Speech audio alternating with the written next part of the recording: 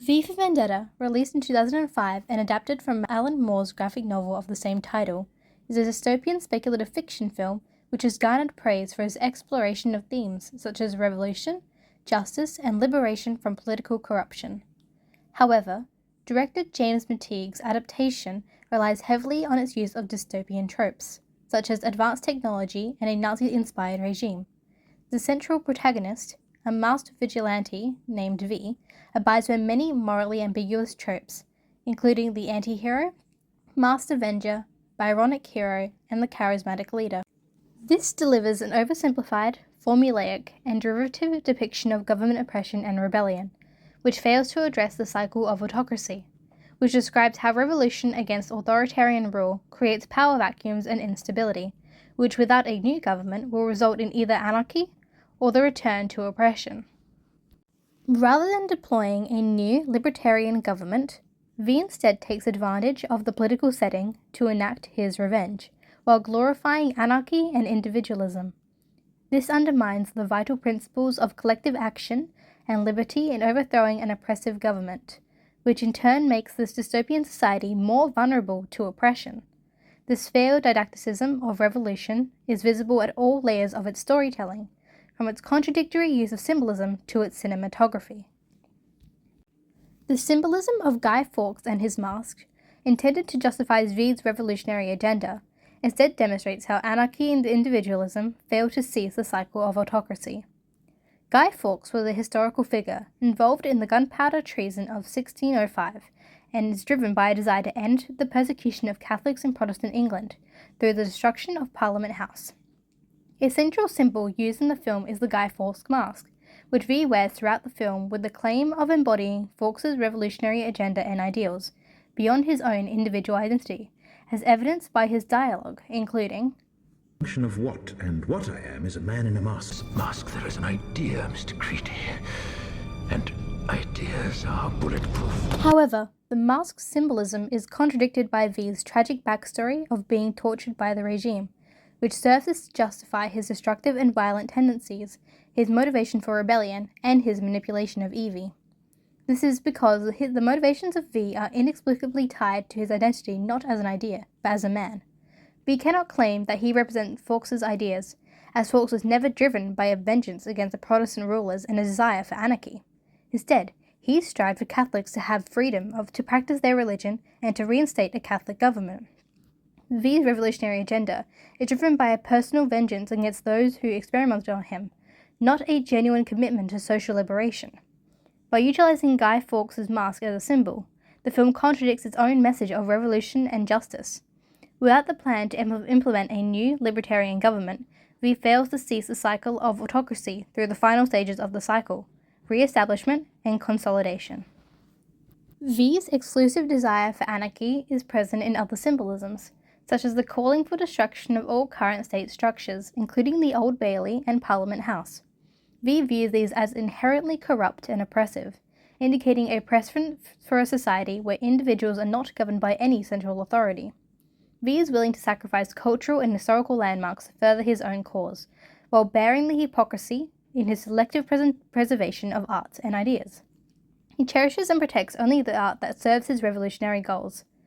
The excuse of rebirth in justifying V's anarchy cannot be applied in this circumstance, as V does not intend the anarchy to be a temporary state to preface the development of a new government. The building's destruction could easily symbolize the tendency of humans to resist cooperation to seek out individualism, even though government control and unity is necessary to prevent anarchy which harms the masses. As V said himself, "Alone, the symbol is meaningless, but with enough people, blowing up a building can change the world." Further, the fireworks, shaped in a V, a recurrent symbol V uses to mark many services such as the Unity poster and the dominoes, symbolizes his selfish, self-centered belief in anarchy and individualism, taking pride in destruction. In essence, noble actions driven by selfish motives make V just another selfish leader whose destructive quest for vengeance will leave the society ungoverned and vulnerable to oppression. V for Vendetta undermines its own didacticism, celebrating anarchy while masking behind a dystopian setting.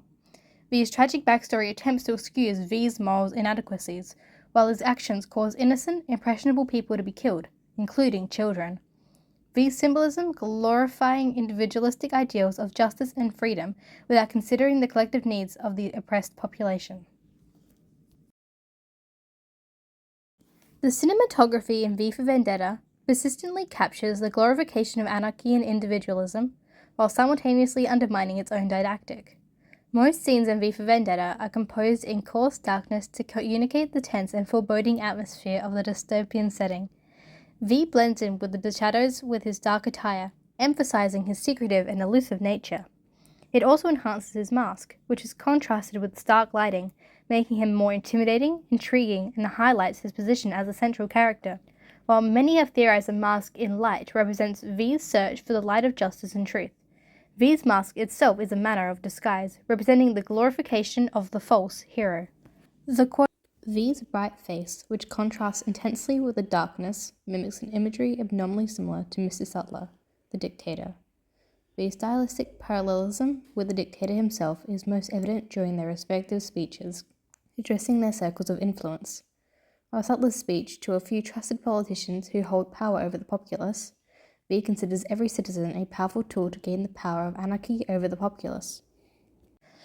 The quote, People should not be afraid of their governments. Governments should be afraid of their people. reflects V's belief in fear as a powerful weapon to control others, inadvertently projecting his power over the anarchy-driven citizens, with himself as the anarchist dictator able to control the population through his own propaganda. While V stands for the demolition of conformity and unity, the crowd shot of citizens wearing Guy Fawkes masks shows that the citizens have not embraced individualism, but are simply conforming in support of anarchism.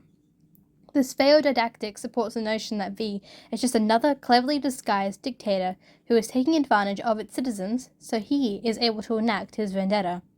V's self-centeredness and desire for revenge are highlighted in his frequent close-up shots and interactions with Evie, where he appears unconcerned with anything beyond his vendetta. The statement, "If you're looking for the guilty, you need to only look into the mirror," is ironic as V, always masked, cannot do so himself. He professed to hold the power of truth, but, by wearing the mask, contradicts the notion of individual rebellion against oppressive structures. V for Vendetta presents itself as a film about revolution and justice against political corruption, yet these ideals are minimized due to its glorification of anarchy and individualism.